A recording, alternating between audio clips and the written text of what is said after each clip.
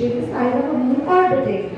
The book that saved the Earth, a chapter adapted from the 10th grade English supplementary book.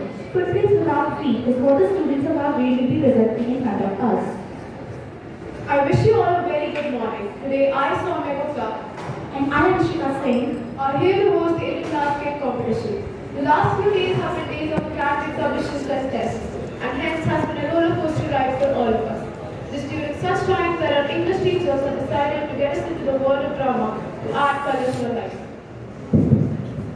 So here we are before you, hosting the inter-class skit competition so that you can unwind yourself and get into the world of drama and play. The essence of screenplay is that it is a group cooperative experience. For every different role you play, it is nice to have different challenges for each one. Today we have distinguished judges in our midst. On behalf of the class 10 English teachers and the students, I cordially invite Elizabeth ma'am, Elisha ma'am, to kindly come forward and judge the inter-class skit competition.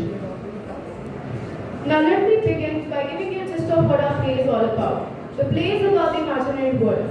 The characters of the play are Think Tank, Noodle, Oof, Omega, etc.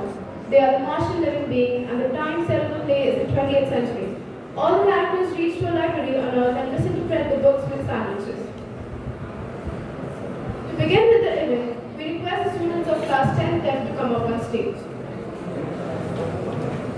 We have Pari Malvankar, Sanvi Kulkarni, Shravani Khairnar, Avanti Maskar, Tanmay Gokhale, Arushi Devkate, Priya Ravichandran, Ruchita Vadile, and Nikhil Salunke.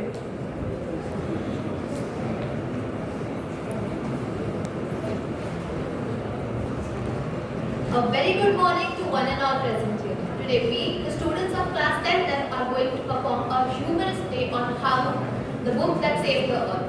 Mother Goose has been a well-known nursery rhymes in English. Do you think such a book can save our planet Earth from a Martian invasion? Well, let's find out. But before starting the play, I would like you all to get introduced to the enactment of our play. So I am Tanmay Gokhale and is going to be playing the role of the offstage voice. Historian is Arushi Devkate. The great think tank is Pari and Avanti.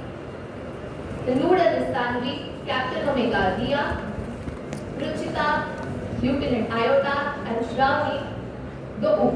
Now let us start with the play.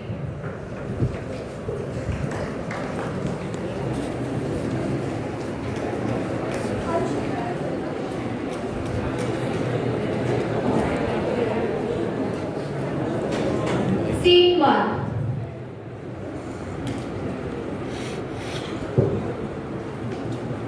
A very good morning, everyone. Welcome to the Museum of Ancient History and to my department of good old far off 20th century. Now, before we begin, did you know that 20th century was often known as the era of books? Because during those times, there were books about everything, from antiques to Zulus. In fact, books taught people how to, when to, why to, where to. They illustrated, educated them, punctuated, and even decorated, which is fine. But the strangest thing a book ever did was to save the earth. Now that's impossible. Don't you know the Martian invasion of 2040? You guys look confused. Well, it's okay. Anyways, the invasion never really happened because a single book saved it. And what was the book, if you ask? A Nobel encyclopedia, a tome of rockets and missiles, a secret file from the outer space. No, it was none of those. But it was just a... Wait, hold on. Let me turn on my historiscope and show you what happened centuries ago. Let's have a look at it.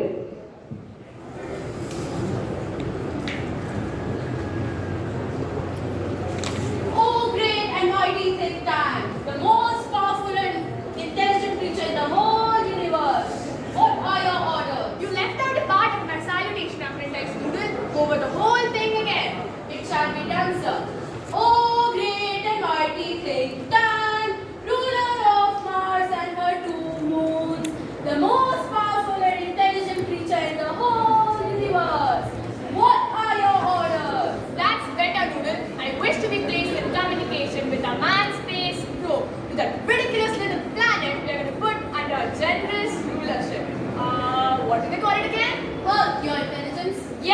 of course. How insignificant that is.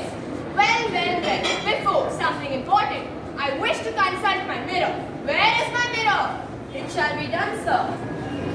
Mirror, mirror in my hand. Who is the most fantastically intellectually being gifted in the land? You, sir. Answer quicker next time. Quicker. You see, I hate a slow mirror. Ah, there we are. Are we Martians not handsome enough? Look at those tiny little earthlings with their tiny little heads.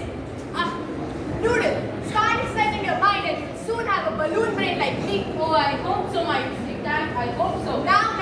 I wish to invent that primitive ball of mud called as Earth. It shall be done before the lunch. It shall be done, sir. Good job.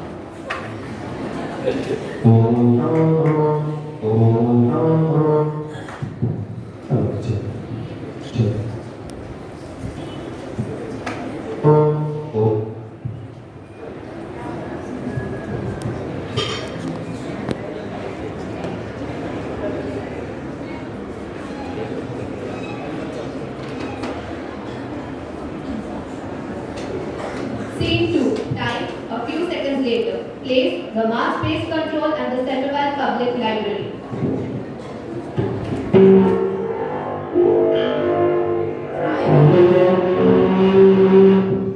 I have a close sighting of the space crew, sir. They seem to have entered some sort of Earth structure. Excellent. Make voice contact.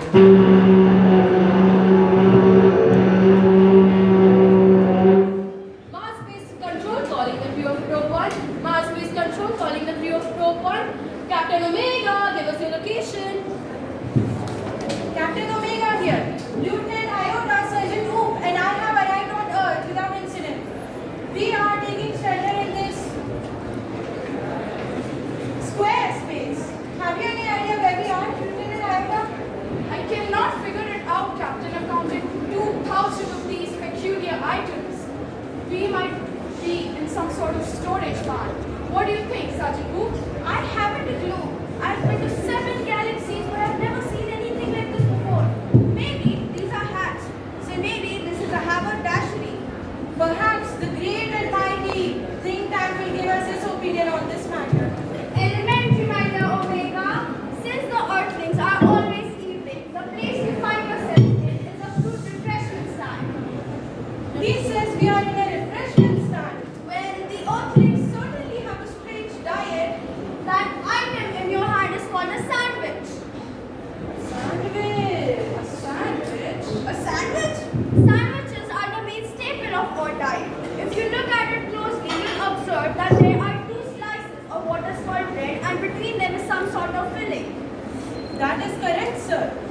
To confirm my opinion, I order you to eat it. Eat it? Do you doubt the mighty think tank? Oh, no. But who Lieutenant Iota has been ready for breakfast? Lieutenant Iota, I order you to eat this sandwich. Eat it? Oh, Captain, it's a really great honor to be the first Martian to eat a sandwich, but how can I be so impolite such to eat before my sergeant? Sergeant, who order you to eat the sandwich immediately? Lieutenant, me? Lieutenant, for the glory of Mars, who? Yes, of course, immediately.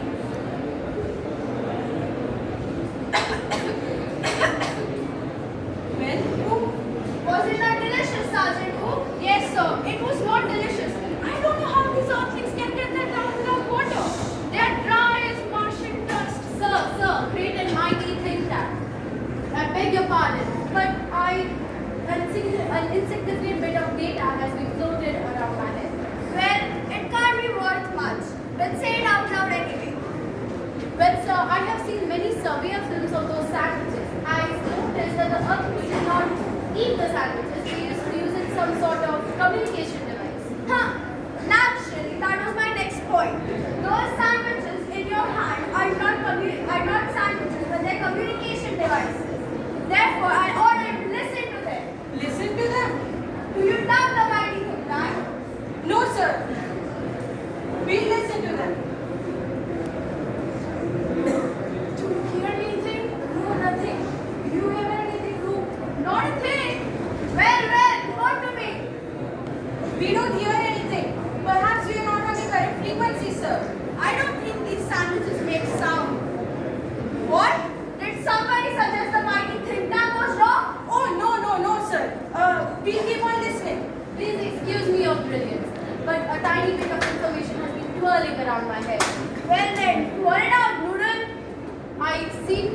all that the earthlings did not listen to the sandwiches. They used to open them and watch them. Yes, of course. My dear Omega, listen to me. Those sandwiches are not for ear communication, they're for eye communication. Therefore, I order you to watch at them. It shall be done, sir.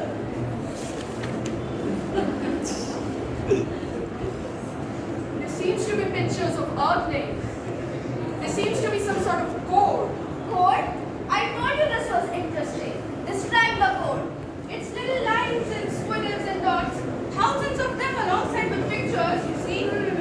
Perhaps the earthlings are not as primitive as we have thought. We must break the code. Forgive me your cleverness, but did not the space chemical department give us space people vitamins to increase their intelligence? Stop! An idea of magnificent brilliance has come to my brain. Space people, the chemical department of our planet has given us vitamins to increase our intelligence. I order you to take them and then observe the sandwich. It shall be done, sir. Crew, take out vitamins.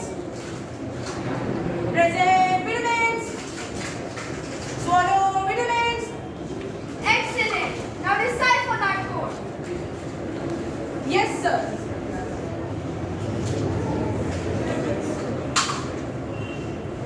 Aha. Oh. Patrick, what do you see? Yes, sir. Mistress Mary, quite contrary, how does your garden grow? With cockle shells and silver bells and pretty maids all in a row? Imagine that. Pretty maids growing in love. Stop laughter. Don't you realize the seriousness of this discovery? The great mighty think tank went on to explain how the earthlings discovered to combine agriculture and mining. They could actually grow crops of rare metals such as silver. Noodle, contact the invasion fleet. Yes, sir. They're ready to go down and take over Earth, sir.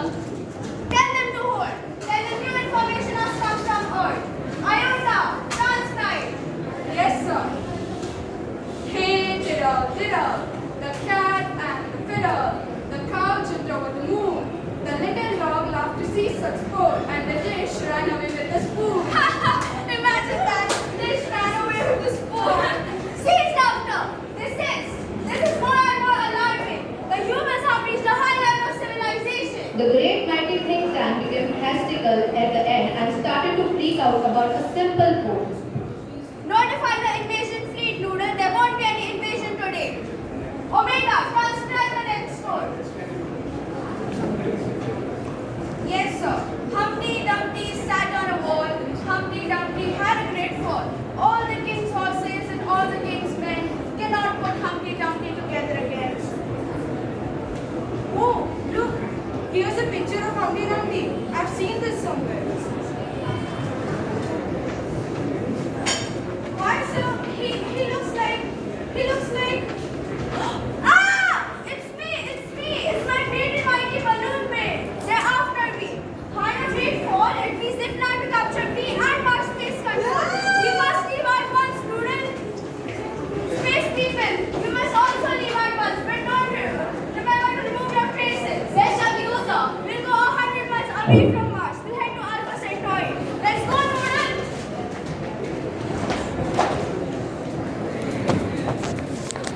Well. And that's how one old dusty book of nursery rhymes saved the earth from a Martian invasion.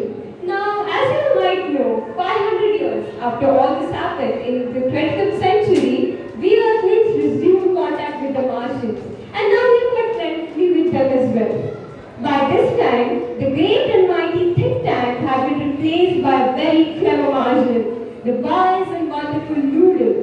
Oh yeah, and we even taught them the difference between a sandwich and roast. Just imagine